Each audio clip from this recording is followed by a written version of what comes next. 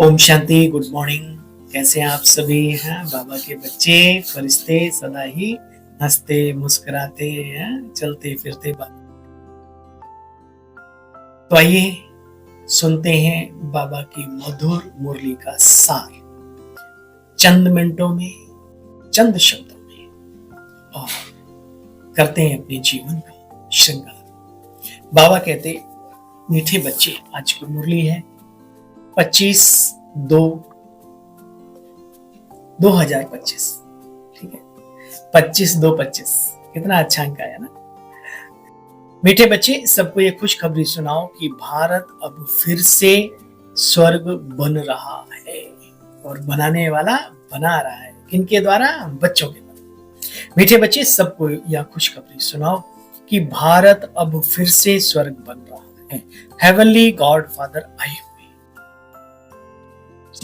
जिन बच्चों को स्वर्ग का मालिक बनने की खुशी है, उनकी निशानी क्या होगी? खुशी रहती है बाबा की याद, वो एक अलग बात। लेकिन हमारी एक नई दुनिया आ रही है, हम एक नया लक्ष्य लेकर के आगे बढ़ रहे हैं। अगर ये स्मृति में आए तो भी बहुत अच्छा है, ये कोई बुरी बात नहीं। अपने लक्ष्य को याद करना, अपनी आने वाली दुनिया को याद करना, ये तो प्लस अच्छी बात है। कल की मुरली बाबा ने कहा, बच्चे निराकार व निराकार बाप को याद करो। ना कोई साकार याद आए, ना आकार याद आए, लेकिन जो हमारा लक्ष्य है बाबा ने दिया, उसको याद करके खुशी तो मिलती है। वो जो बाबा बात करते हैं ना, जब आप योग में बैठते हो, विशेषकर शिव बाबा की याद में, तब वो अवस्था बनी रहनी चाहिए। लेकिन ये बातें भी निरंतर बाबा की हमारी बुद्धि में रहें, क्योंकि हम उस दुनिया में जाने के काबिल बन रहे हैं, है ना।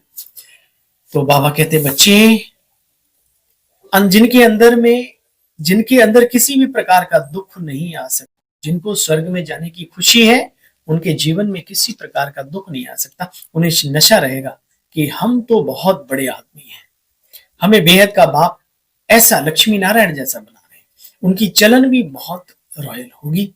वह दूसरों को खुशखबरी सुनाने के सिवाय रह नहीं सकती। शांति। बाप समझाते हैं और बच्चे जानते हैं कि खास भारत आम सारी दुनिया को ये संदेश हमको पहुंचाना है। तुम सब संदेशियां हो, संदेशियां। बच्चों को ये सदैव स्मृति में रहना चाहिए, हम भारत को बेहद की खुशखबरी सुनाते हैं।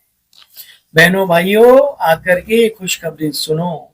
तो बच्चे सारा दिन ख्यालात चलते रहने चाहिए, कैसे किसी को हम समझाएं, संदेश सुनाएं। तुम जानते हो, देखना चाहिए हमारे में कौन कौन से अवगुण है। बाबा ने अपने ऊपर बात लाई, औरों को सुनाना, औरों को समझाना, औरों को सिखाना, लेकिन उससे पहले देखना चाहिए हमारे में कौन कौन से अवगुण हैं। तुम इन वेजेस पर भी बहुत सर्विस कर सकते हो, फर्स्ट क्लास चीज है, बल भाई पैसे की चीज है, परंतु इनसे कितना ऊंच पद पा सकते हैं। मनुष्य पढ़ने के लिए किताबों आदि पर कितना खर्च करते हैं। यहाँ किताब आदि की बच्चे बात नहीं, सिर्फ सबके कानों में संदेश जाना चाहिए। आजकल तो सोशल मीडिया इतना अच्छा माध्यम है, हम तो ये सोशल मीडिया को और मोबाइल को भी भाई नमस्ते किया करो, नमन किया करो, इसका शुक्रिया अदा किया करो। क्यों? अरे इसी बहाने तो हम सब मिल लेते हुए, हेलो हाय, नहीं तो कहाँ कौन। हाँ, इतने हमारे इस चैनल पे भाई बहन सुनते हैं, कमेंट्स करते हैं, हाँ, और ध्यान पूर्वक सुनते भी हैं। तो भाई मैं तो इस मीडिया को, सोशल मीडिया को भी नमस्ते करता हूँ, और आप सबको भी नमन करता हूँ। आपकी ताकत हमें आगे बढ़ाती रहती है, बाबा के साथ साथ बाबा की भी ताकत और आप सबकी दिल की दुआएं भी।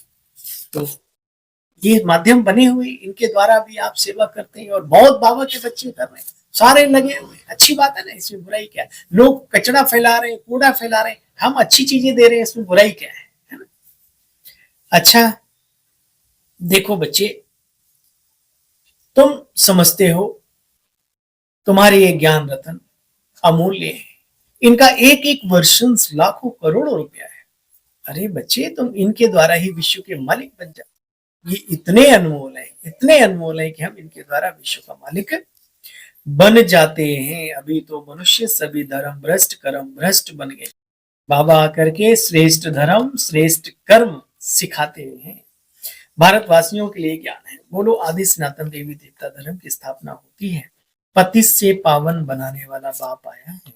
बाप कहते हैं मुझे याद करो, कितना सहज है। मुझे याद करो, परंतु इतनी तमोप्रधान बुद्धि जो कुछ भी धारणा होती नहीं, स्वभाव ही अलग होता है।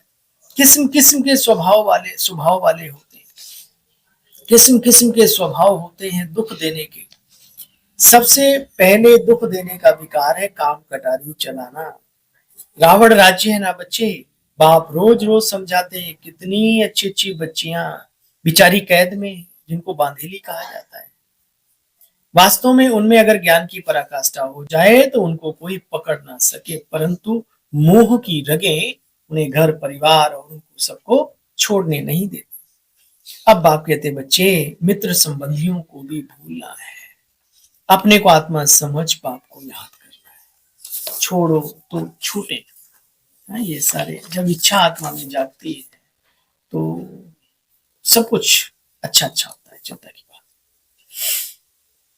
पुकारते भी दे पतित पावन आओ, आकर के सुखधाम का मालिक बनाओ, सुख घनेरे मांगते थे। तो बाप कहते हैं कुछ तो सर्विस करने के लायक बनो, कभी भी कोई शैतानी का काम ना हो। कईयों ने तो ठेका ही उठा रखा है दूसरों को अच्छा बनाने का। अरे भाई, हम जो बाबा के बने थे दूसरों को अच्छा बनाने के लिए, अपना पुरुषार्थ करके खुद अच्छा बनने के लिए विचार करना। इस बात में निमित्त बने हो, ये भाग्य की बात है।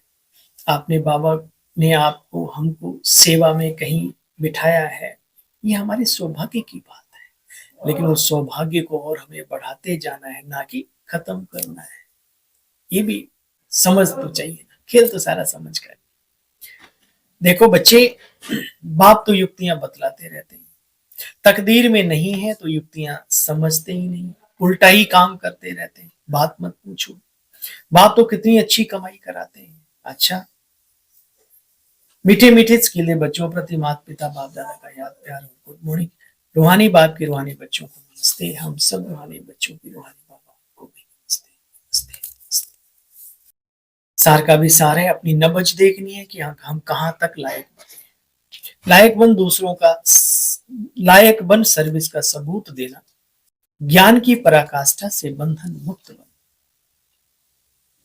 एक बाप की मत पर चल, अवगुणों को अंदर से निकालना है, दुखदायी स्वभाव को छोड़ सुखदायी बनना है, ज्ञान रत्नों का बच्चे दान भी करना है। वरदान है, परीक्षाओं और समस्याओं में मुरझाने के बजाय मनोरंजन का अनुभव करने वाले सदा विजयी आत्मा। इस पुरुषार्थी जीवन में ड्रामा अनुसार समस्याएं व परिस्थितियां तो आनी ही है।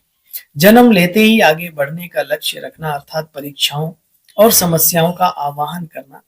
जब रास्ता तय करना है तो रास्ते के नजारे ना हो, ये कैसे हो सकता है? नहीं, लेकिन उन नजारों को पार करने के बजाय यदि करेक्शन करने लग जाते हैं तो बाप की याद का कनेक्शन लूज हो जाता है। बहुत सारे सीन आएंगे, सीधे अपना लक्ष्य की तरफ बढ़ते जाओ। लोग आएंगे जाएंगे, अच्छे संस्कार वाले आएंगे भी, कूड़े वाले भी आएंगे। हाँ, बहुत कुछ होगा जीवन में, लेकिन हमें आगे बढ़ते जाना है, बस चलने का। जैसे सरिता बहती है, नदी बहती है कल कल करती हुई आगे, जो कूड़ा कचरा होता है अपने आप ही किनारे लगता जाता है। सीखना है उससे, तो कनेक्शन लूज हो जाता है। मनोरंजन की बजाय फिर मन मुरझा जाता है। इसलिए वाह नजारा वाह के गीत गाओ, वाह बाबा वाह के गीत गाओ, सदा विजयी भव के वरदानी बनो। स्लोगन, मर्यादा के अंदर चलना माना मर्यादा पुरुषोत्तम बनना। अव्यक्त इशारा है, एकांतवासी अर्थात अनुभवी मूर्त। वर्तमान समय के प्रमाण, सभी वानप्रस्थी अवस्था के समीप हो। वानप्रस्थी गुड़ियों का खेल नहीं किया करते, वानप्रस्थी एकांत और सुमिरन में रहते हैं। तो आप सब बेहद के वानप्रस्थी सदा एक के अंत में अर्थात निरंतर एकांत में सदा स्मृति स्वरूप रहो। यह है बेहद के वानप्रस्थी की स्थिति।